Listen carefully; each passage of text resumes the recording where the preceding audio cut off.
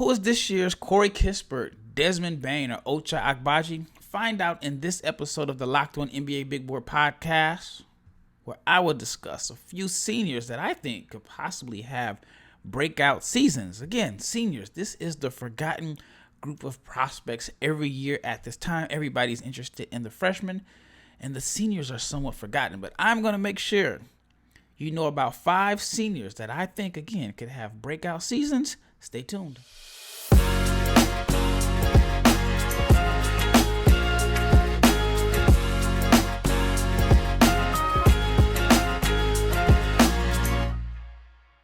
And today's episode is brought to you by BetOnline, and BetOnline has you covered this season with more props, odds, and lines than ever before, and that is because BetOnline, it's where the game starts. What is up? You're listening to the Locked On NBA Big Board podcast. I am your host, Rafael Barlowe, the director of scouting for NBA Big Board and the founder of NBA Draft Junkies.com. I am, a.k.a. the one-stop shop for NBA draft content. I write. Obviously, I scout, I produce my own content, do videos, and I'm just the guy that is enjoying what he does for a living. Shout out to each and every person that has made this Locked On NBA Big Board podcast your first listen of the day. And it's because of you. Because of you. Yes, you listening. Why this podcast is a success. Because, right now it's September. Really not a lot going on. You still listening to NBA draft content because we are like 52 days away from the start of college basketball season, and we're still a long ways away from the draft. But I'm getting excited about this season. It's going to be in my opinion, I think it's going to be a great class, and all the attention is on the freshmen or even like the non-college guys. I've talked about it at length plenty of times, from Victor Wembanyama to Scoot Henderson to the Thompson twins at OTE.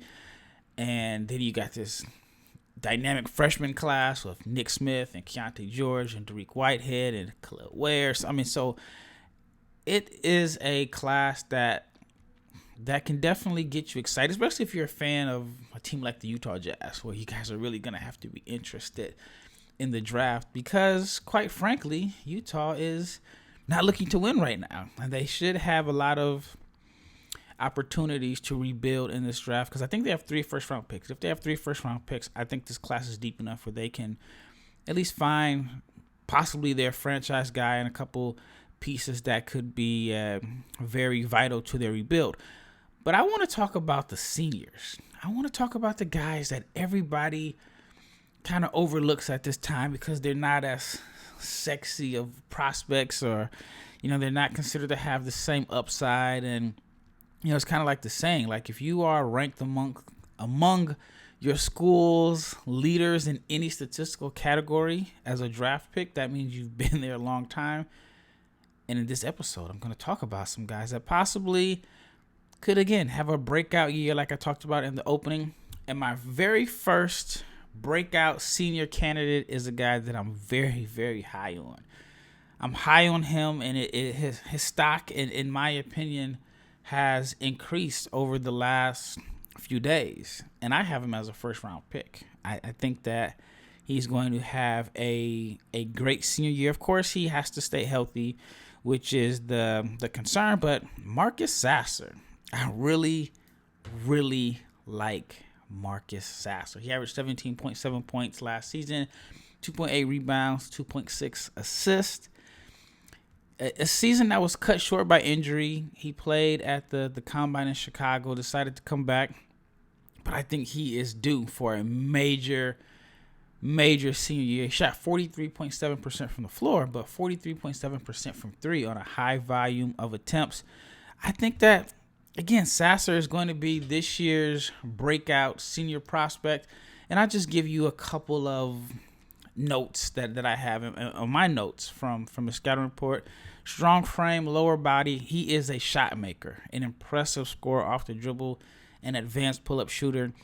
What I like is that he has a good combination of pace and burst. He's fast enough to get by guys, but his game isn't defined by his speed.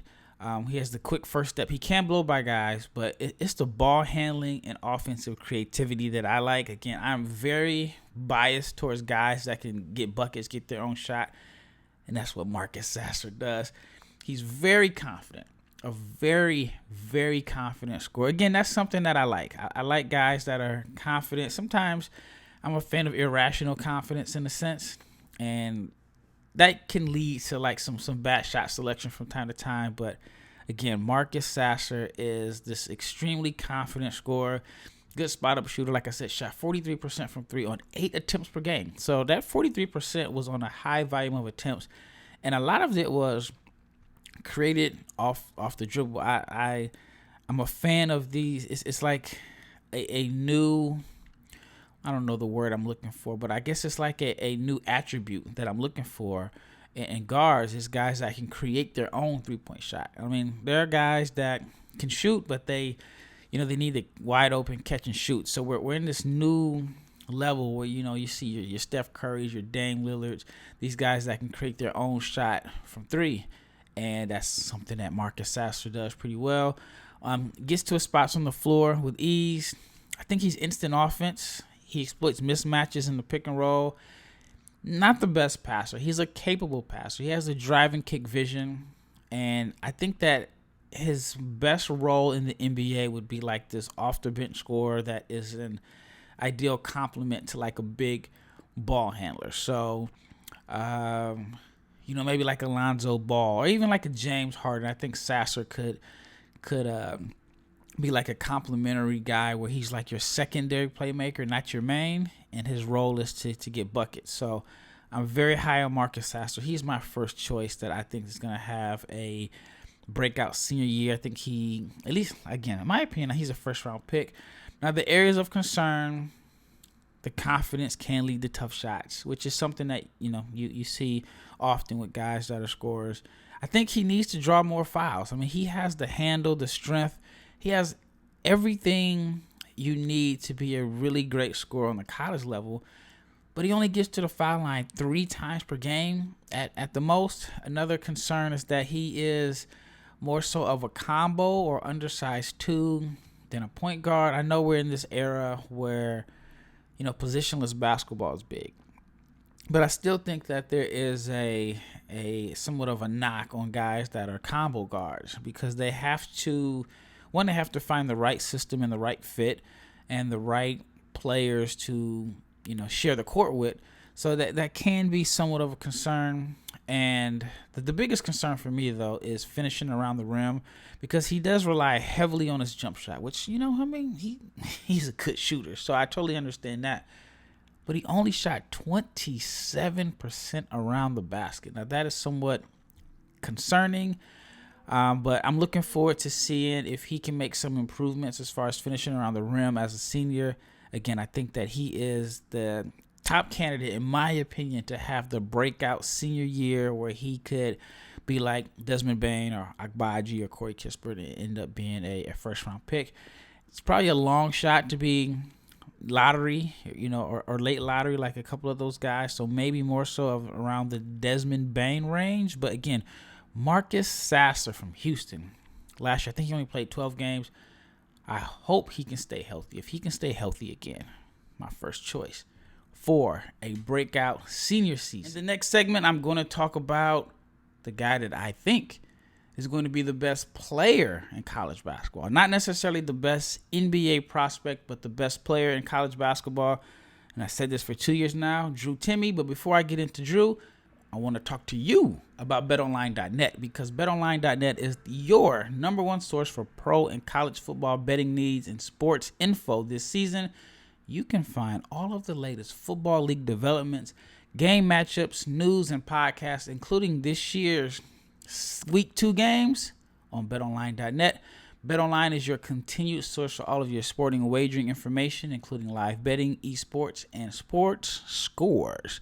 The fastest and the easiest way to check in on all of your favorite events, including Major League Baseball, MMA, boxing, and golf.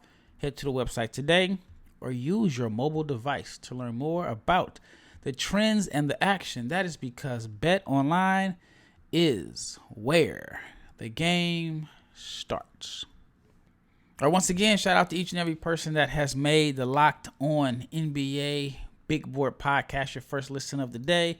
I'm your host, Rafael Barlowe, and now I want to talk to you about Drew Timme. Now, Drew is a guy that seems like he has been in college basketball forever. He's someone that I followed forever because I live in the Dallas area, and my first time seeing him play, I think he was an 8th grader. So I've followed Timme around, so I can be a little bit biased. But I think that he is the best player. The toughest matchup in college basketball for the second year in a row, maybe even the third year in a row. Doesn't necessarily mean he's the best NBA prospect, but I am still holding on to my Drew Timme NBA stock. Last year, he averaged 18.4 points per game, 6.8 rebounds, 2.8 assists, a little under a block a game. Shot 58.6% from the floor, which for Drew was an off year, only 28% from three. And I think that he will win Player of the Year in college basketball. He's coming back for his senior year. And if you are not a huge college basketball fan and you don't know about Drew Timme, you haven't seen him, he is this old school throwback Kevin McHale low post scorer. So I just give you some of my notes on Timme. He is an efficient and effective low post scorer. He has excellent footwork. And he has basically what I call a bag full of counter moves. I mean, he has the up and unders, head fakes. You take one move away, he has another one. He is a crafty below-the-rim finisher. He shot 65% around the rim, and he scores with both hands. Like I said, he's ambidextrous. But not only does he score with both hands around the rim, he's ambidextrous with his hook shot. So he has a baby hook going right, left, soft touch finish package. One of the things I like about him is he is a traditional post player. So he fights for low post position. He's not one of these guys where he's trying to post up, and then once he doesn't get the entry pass, he gives up. He basically just keeps fighting until he gets it. He can score out the pick and roll as far as your pick and roll man, but then when he is serving as the roll man, he is a pretty good short roll passer. He's a good high-low passer. He finds cutters. I mean, I can go on and on about Drew Timme and his strengths. He can't put the ball on the floor and make plays. And not really shifty, but he can attack on straight line drives. And he runs the floor in transition. He's fun to watch. I mean, again, I have a long list of notes on Timme. He's fun to watch, very expressive. He will let you know. Like, if you're too small, you're going to see him, maybe he'll flex his muscles. My favorite Drew Timme game of his career had been a game early last season against Texas, where it was like, Texas defenders just pretty much were left on Timme Island. And I call it Timme Island because once you're on the island with him and you're trying to defend him one-on-one with no help, he's going to eat you alive, which is what he did to the Texas defenders. And he let them know. He was very expressive in letting them know that you couldn't guard him. So, again, I'm a big Timme fan, high IQ guy, dominates college basketball. He draws fouls. And, he just does so many things well in college basketball. Again, not like the greatest athlete, but he shot like 62% from the floor in transition. Unorthodox finisher. One of the things that really stood out when I watched his film, and I've watched him for a while. He is a guy that likes the ball on the left block, right? So I'm left-handed. So for me, if I were a post player, I would want the ball on the right block, because I could use my right shoulder between the ball and the defender, and I'm shooting like my left-hand hook, right? Well, Timme is right-handed, and he prefers the ball on the left block, which is, pretty common. But he goes left block, left shoulder, which is a tough shot, and it's so unorthodox that teams or defenders are having a hard time stopping it. So that's one of the little Timme tidbits that I like about him is that, how often do you see guys post on the right block or the left block and they go off the same shoulder which block they're on? So a little something that kind of stood out to me. Now, there are some concerns about Timme. He is not your prototypical NBA athlete. He's not, your vertical lob threat. He's not quick. He's not twitchy. He doesn't have great length. All of the things that teams look for. The jumper is a work in progress. Even though I watched him play quite a bit this summer playing pickup, he was knocking down jumpers. He shot very well from three at the combine. So if he can improve that, then he has a chance to really improve his draft stock, because the biggest concern about him outside of the defensive concerns are the shooting. Only 34% on jump shots, only 29% on catch and shoot jumpers. Doesn't really space the floor. In today's NBA, it's kind of hard to be a big if you don't anchor the defense or space the floor. No matter what you do in other parts of the game, they're going to attack you on defense. And if you're not someone that is going to be a plus defender as a big, then you need to be a guy that spaces the floor, knocks down open shots. So that's kind of like been the knock on Timme, why he's still in school. Even though, I imagine his NIL checks are huge. He has everything that you would want from a person to represent your brand. If you're going to give out NIL money, he has personalities. Sometimes he may have the mustache. He has the game to go with it. So I'm sure he's making pretty decent money there. Again, defending in space. He's a good rebounder, not great. And he doesn't block shots. But here's the weird thing. He has such great touch around the rim, such great touch on hook shots and when defenders are on him. But he's a below 70% free throw shooter for his career. Like I said, he doesn't space the floor. But, however, I think if Timme can knock down open shots this year, I think he has a chance to get drafted. So he is number 2 on my list of guys that I think could possibly have a breakout senior year. Another player that I want to talk about is Kevin McCullar. He's a guy that's not on a lot of lists. He transferred from Texas Tech. I think that he could be one of the big sleepers in this year's draft as far as like seniors. It's going to be very interesting to see like his role at Kansas compared to Texas Tech. Last year at Tech, he averaged 10 points, 4 rebounds, 3 assists. The field goal percentage wasn't great. Only shot 40% from the floor, shot 31% from 3. And I've had a chance to watch him play, or not necessarily play, but I had a chance to watch him work out this summer. And I really, really believe that he is a much better shooter than the numbers indicate. And I think he's a much better player than his numbers indicate. Texas Tech, and I'm not here to bash Texas Tech. I don't think it was like the best situation for him. It was a team that lacked floor spacing. It was a team where, it was like playing in a phone booth. It was just tight spaces. Then he had the ankle injuries. But I do think that despite the fact that, again, the numbers weren't great and he battled through some injuries, I think the role that he played as like a lead ball handler, I think that really kind of helped him out in a sense because, it's not going to be his main role in the NBA, but it allowed him to, again, play with the ball in his hands a little bit more and make decisions. But his calling card and the skill set that he's going to hang his hat on is his defense. I think that he is going to be one of the top 5, if not the best, wing defender in the 2023 NBA draft class. So Kevin McCullar from Kansas is another guy that I'm expecting to have a huge jump going to the defending national champions. I think he's going to have a big role. And again, if he can knock down open shots, if he can get to about 35, 36, 37, even 40% from 3 with his defense and his ability to impact games with just his effort and as a connector, Kevin McCullar has a chance. All right, when we return, I have a few more guys that I want to talk about. A few guys that are kind of like your old school throwback bigs that are kind of extinct in today's NBA world, that if they make a couple tweaks or they may have a chance. All right, stay tuned. All right, once again, you are listening to the Locked On NBA Big Board podcast. And maybe you're not just listening to it. Maybe you're watching it here on YouTube. And how could I not talk about Oscar Tshiebwe from Kentucky? This guy is someone that I look up to.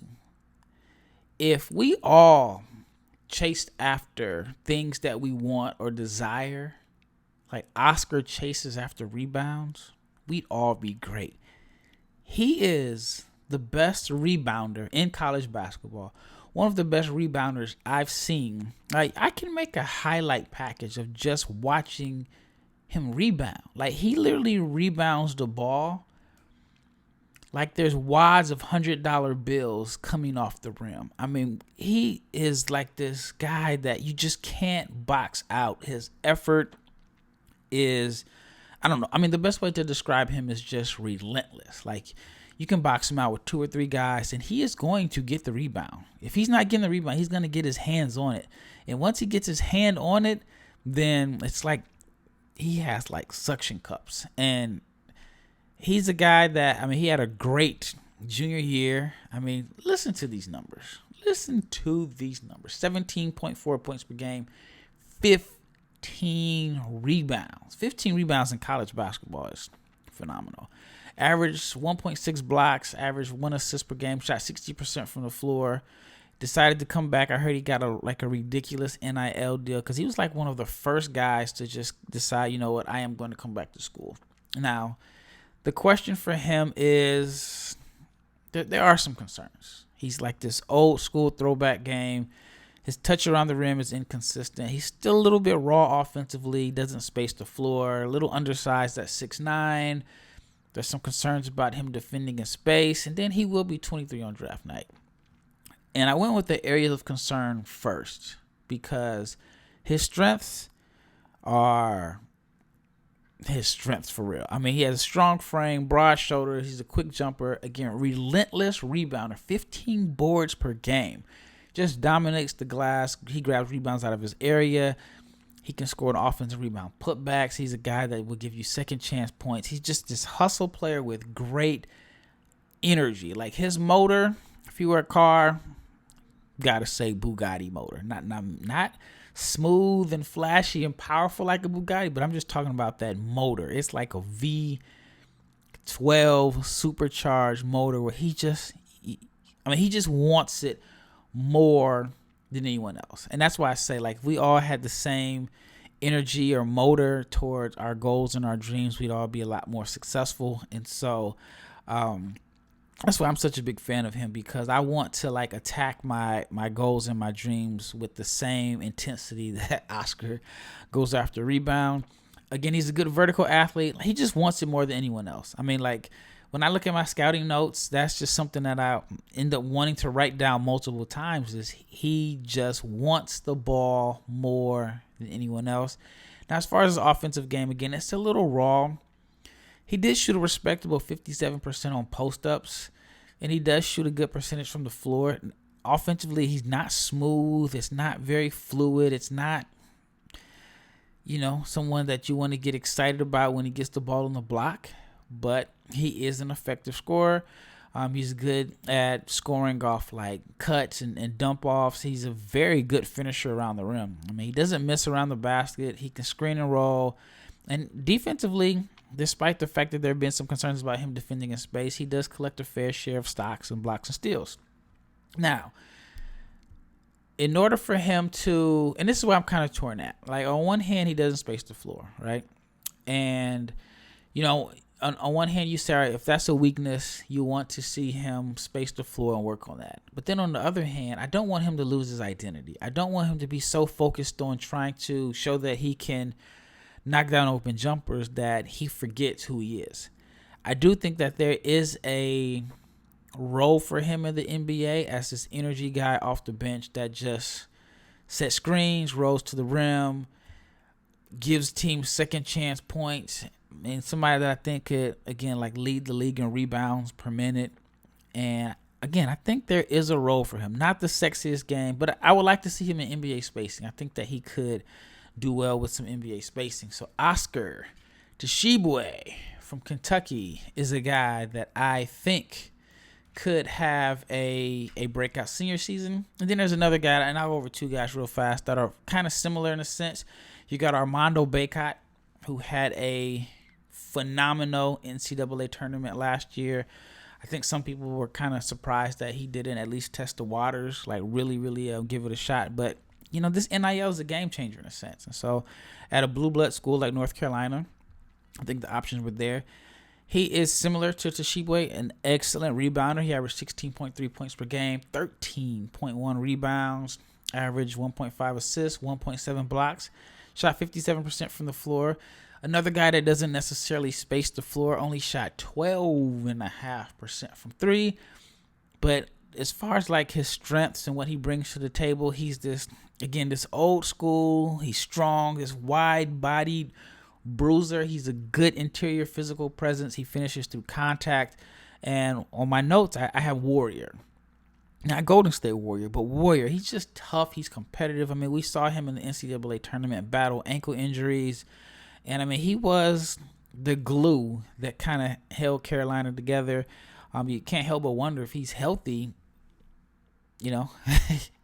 if he's healthy, how much things change for North Carolina. And they had a great run. But, again, he's a skilled low post scorer. I think he's effective as a pick and roll finisher. He finishes around the rim with both hands. He does have a post game. He's not really raw around the block. He knows what he's doing. Solid touch around the rim, runs the floor in transition. Again, terrific rebounder, especially in the offensive glass. He rebounds out of his area, shot 61% around the rim. And, effective 51% on post-ups. But the concerns are he's a below-the-rim finisher. He's not like your super lengthy vertical lob threat. And unfortunately, he was just born in the wrong era. He's just one of these guys that if he was born 30 years ago, he's probably a first-round pick. And now with today's NBA, just doesn't necessarily fit. It doesn't space the floor. Took 19 jumpers as a junior, only made 5 of them. And then he also is a below 70% career free throw shooter. And then he does most of his damage on the right block. And so I think if he can show, I think for him it's even more important than Oscar. And this is just my opinion. But I think if he can knock down jumpers on the elbow and then maybe show a little bit more efficiency on the on the left block, it could help him. But I think for him it is knocking down jumpers on the elbow, short corner. I think that could help him out a lot. All right, the last player that I want to talk about before I get out of here is Trayce Jackson Davis. Put up 18 points, 8 boards per game, 1.9 assists, 2.3 blocks. Shot just a shade under 59% from the floor. He is someone that I like, but the big concern about him is the modern NBA fit. But he could be your breakout candidate if he just adds a little bit to his game. I cover his strengths. He is a, strong, physical, low post presence. He is a guy that has a little bit of a face-up game. He can attack off the bounce, good footwork and balance. He's skilled. He has counter moves, a decent touch around the rim. He does use both hands. What I like about him over Bacot and Timme and even Tshiebwe is that he's more fluid, he's more agile, a little bit coordinated, a little bit better in space. Decent vertical athlete. Even though it's a small sample size, which is really weird, he's a very good transition finisher. Now, the sample size is small. It's kind of like, is he not necessarily running the floor hard every possession, or is Indiana just kind of looking to slow it down? That's, a matter of opinion, maybe a little bit of both. But he shot 84% in transition. So that part I think helps him out. As a roll man, 82%. 81.8. I'll just round it up to 82%. Very, very efficient as a roll man. He's an effective off-the-ball cutter. Shot around 70% at the rim, average over a point per possession. He's kind of like your analytics darling in a sense. A positive assist-to-turnover ratio, which is kind of rare for bigs. Again, he's a terrific scorer on the college level defensively. Now, while he may not be the best at defending in space, but I think that with his agility and fluidity, I think he can be fine there. And he's also a decent shot blocker, average over 2 blocks per game, has energy, effort, strong rebounder. But he does not space the floor. The touch around the rim is good, not great. He's someone that I would love to see have better touch around the rim, which I think that because his touch around the rim is not the best, it makes me wonder about his upside as a shooter. For example, he only shot 35% on hook shots. And so, you look at a guy like Timme, which is weird. Timme has excellent touch on his hooks, but he's a below 70% free throw shooter, and there's concerns about him spacing the floor. Now with Jackson, I don't know about the upside as a shooter. Like I said, the touch around the rim is inconsistent. The big concern is the fit. Like, does he fit the modern NBA? He's a below the rim finisher for the most part. He lacks like ideal speed and quickness to be like a really effective face-up scorer. It's kind of like when you watch him face up, it kind of turns into bully ball, which he can do it. And then, maybe in the NBA he can exploit mismatches against smaller and weaker defenders. But he's heavily reliant on post touches. I want to say he ranked in the top 95% in college basketball in touches in the post, which is not something that's going to happen in the NBA. He's not going to get post touches. But again, he is effective as a roll man, so I think that can help him out. But the outside shooting is probably the biggest concern out of everybody because he's very reluctant, doesn't even look to shoot. Only took 11 jump shots all season, only made 4 of them. Needs to work on his right hand. Even though his assists are pretty good, he gets double teamed a lot. I would like to see him become a better passer out of double teams, even though that probably won't have anything to do with the NBA role. But again, I'm concerned because, 35% on hooks. I'm definitely concerned about his upside and potential as a floor spacer. And then I think that, if he can show a little bit of what I call the elbow game package, I think that could help him out because he, doesn't really have a lot of stuff to his game on the elbow. And I think for him, even though he's a good rebounder, I think for him to make it to the NBA, he's going to have to be a better scorer. While I think a guy like Tshiebwe doesn't necessarily need to have this crazy offensive package because he's going to have this defined role as this rebounder. So Trayce Jackson-Davis is a candidate to have a breakout senior year if he can add a little bit of, floor spacing, elbow package, and maybe improve his touch around the rim. Possibly, he could end up being someone that has a breakout year. Well, shout out to each and every person that has, again, made this Locked On NBA Big Board podcast your first listen of the day. This episode is wrapping up, but for your second listen of the day, check out the Locked On NBA Offseason podcast. It covers the latest news and rumors in the NBA in 30 minutes every day, and it is Locked On NBA. And the Locked On NBA podcast is your daily NBA update in just 30 minutes. Once again, it's Rafael Barlowe, Locked On NBA Big Board podcast. I hope everyone has a great weekend. I will be back next week when we will be under 50 days until the start of college basketball. So I'm looking forward to that. Stay tuned, and I'm out.